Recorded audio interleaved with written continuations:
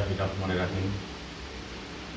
আজকে শিশুদের কথা বলা নিয়ে আমি ২-৩টা টিপস দিতে চাই আপনাদের। বাড়ি হচ্ছে বাচ্চাদের প্রথম শিক্ষা প্রতিষ্ঠান।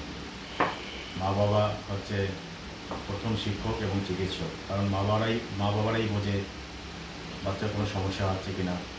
বাচ্চার শিক্ষার ব্যাপারে কিছু টিপস মারাই প্রথম দিতে পারে, বাবারাই প্রথম দিতে পারে। তাই বলা হয় যে বাড়ি হচ্ছে শিশুদের প্রথম শিক্ষা প্রতিষ্ঠান।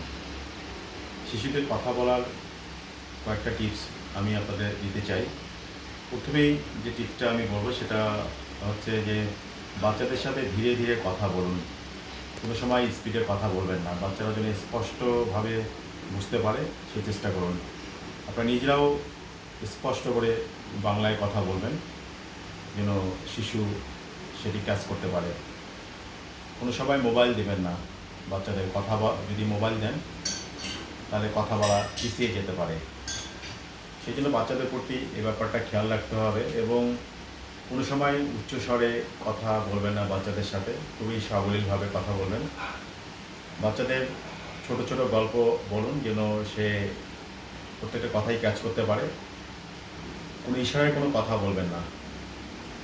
যদি বাচ্চা বল চায়, বাচ্চা যদি দেখিয়ে দেয় সেটা বলুন বল।